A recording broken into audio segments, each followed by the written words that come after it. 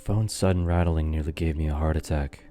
I was no stranger to receiving calls this late, but the eerie rustling of the storm outside had me on edge. I put down the book and made my way to the kitchen rotary. "This is Dr. Malinow," I opened. There was no answer, just panting and half sobs on the other end. "Hello?" I called out again.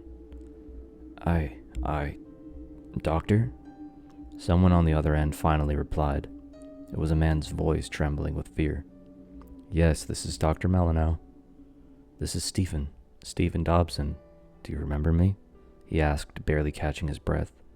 "Of course, we've had William over a few times. He and Henry love playing together. How are you?" "Not good. It's my boy," he uttered. "With William? What's the matter?" There's something wrong with him," Stephen replied. "What's going on? Is he running a fever?" "No, he's changed. Ever since he and Henry went out into the woods last week, he's changed into something else that I don't even recognize." Stephen began sobbing now. "Stephen, it's all right.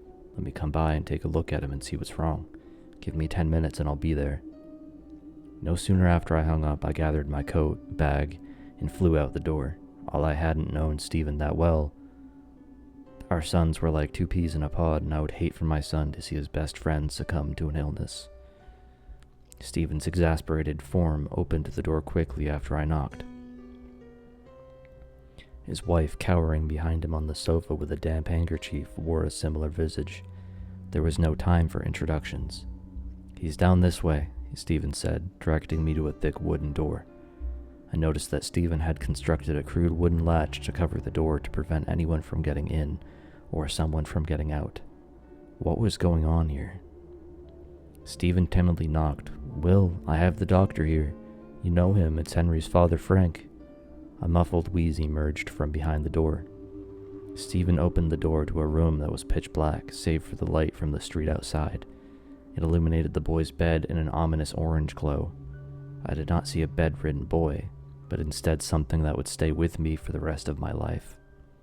Every hair I had stood on end when I saw a slender figure emerge upside down from the darkness. The boy's thin frame, pale and gray, somehow clung to the ceiling like a spider. His hairless head peered at me with beady, red eyes and a gaping hole of a mouth. This wasn't a boy. This thing wasn't even human.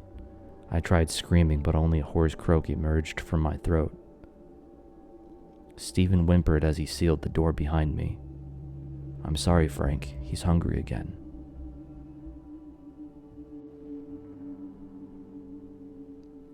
Kids grow like weeds. It's hard to believe that my daughter is 3 now and she just loves to draw. She's always bringing me a new scribble, a picture of the neighbor's cat, a picture of our dog, or sometimes even the playground. She's just a kid, so the drawings of me don't really resemble anything more than a balloon with legs, and as an overweight single father, I try not to take offense. After dinner, she'll bring out her crayons and paper. Earlier this week, while I was watching my football game, she walked up to me with her latest masterpiece. "This is beautiful," I said with pride, and watching her smile light up her face. My heart always fluttered when she did that. The drawing was a simple view of our front yard and house. She sketched out a simple box with a square window and an oversized triangle for a roof. The usual depiction of me, a blob with legs, holding hands with her, and another figure that seemed far more detailed than both of us. It looked like a girl, somewhat bigger than her, triangle dress, and with her head tilted at a 90-degree angle and wild eyes that made her look like she was in a perpetual state of surprise and a laser focus on my daughter. "Who is this?" I asked with concern. "The crooked girl. She lives in the closet," she exclaimed. My heart beat a little faster after hearing that. I'm sure it's just the child's imagination. I glanced over at her little pink drawing table and noticed that this crooked girl was in almost every drawing she had drawn earlier. "Who is the crooked girl, baby?" I inquired. She muttered, not really answering me. I asked again, and she returned a watery-eyed glare, and then her lips started quivering. "Okay, honey, it's okay. We don't need to talk about her. Time for bed anyway," I said, scooping her up into my arms. I tucked her in and gave her a kiss on her tiny, warm forehead. After I was sure my daughter was sound asleep, I walked over to the closet, taking a breath and then opening the closet door. I can't say what I expected to find. but what I saw was the usual pile of toys and clothes. As I shut the door, I thought that I heard a faint gasp. I'm sure it was just air escaping from the closet.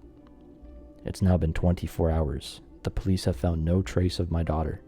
I try not to imagine the worst, but my heart is in a perpetual state of breaking, and I am now living a parent's worst nightmare. But what scares me most is what I found when I went to wake her up this morning. Tucked away in place of where I thought she was sleeping was one of her dolls, its head twisted at a 90-degree angle.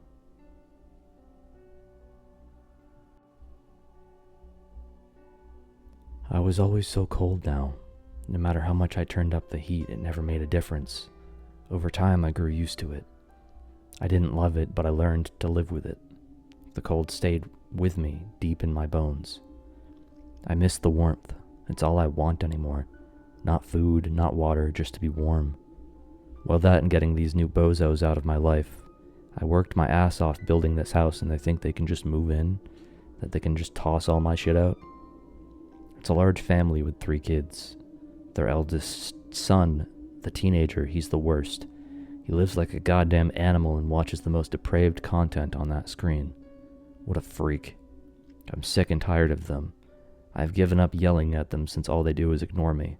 Except for their dog. Whenever he sees me, he growls. I shout at him and his hair stands up on end as he runs away squealing. Sometimes I throw things around and they get scared and leave, but they always come back. Do you know what it's like to always be given the silent treatment? My ex-wife used to do this to me. It's made me so lonely now. I never believe someone when they tell me they hate people. You don't. When you've been alone as long as I have, a stranger giving you a passing glance would be enough to make you cry. They don't know what true loneliness is like. I hear them again now.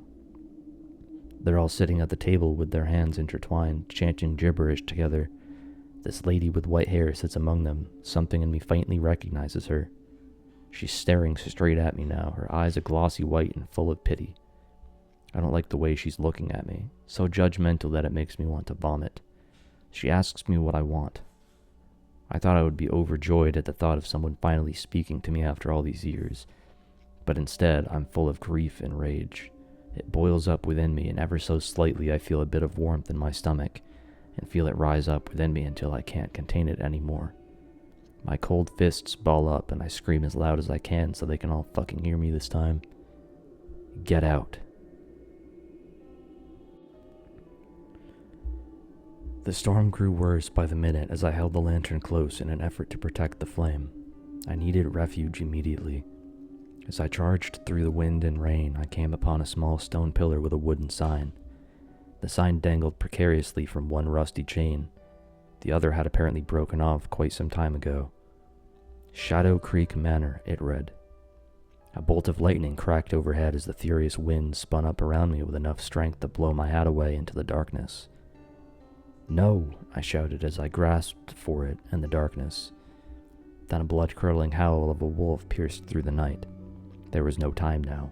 It was either to wait out the storm in an abandoned inn or become a rabid beast's supper. I resigned to my dread of entering the manor. The door creaked open with a horrible groan that made it seem as though it would splinter off in 1,000 pieces. To my advantage, it held together as I slipped through into the cold, musty room. After putting all my force into shoving the ancient door back into place, I raised my lantern to observe my new surroundings. The manor lay mostly empty, save for the occasional armoire and overturned chair. Cobwebs and dust coated many surfaces. Much of the hallway, waiting room, and lounge area had been bereft of most of its furniture. However, there was one location that caught my eye as I perused the first floor. A large, leather-bound journal shone as an earthy brown as I approached it with my lantern. After prying it open the worn cover, I noticed small lines in a list form that I could barely make out. Desiring to take a closer look, I pulled my candle out of its case to get a better read of the journal. Only once I peered closer, I realized that this was a guest book. This desk must be the old reception. No names appeared on the page. How lonely, I thought. I picked up a pencil from the far corner of the desk and scribbled my name down. I soon wished that I had never done so, because when I looked up into the reflection of a window, The candlelight illuminated a tall and frail woman behind me, with skin so pale and stringy hair like old rope. For a brief moment, I witnessed her ghoulishly overjoyed expression, her eyes black maws of despair, her mouth turned into a black crescent of macabre glee. She placed an icy hand on my shoulder, and with a voice that creaked like a rocking chair said, "Welcome," and blew out my candle.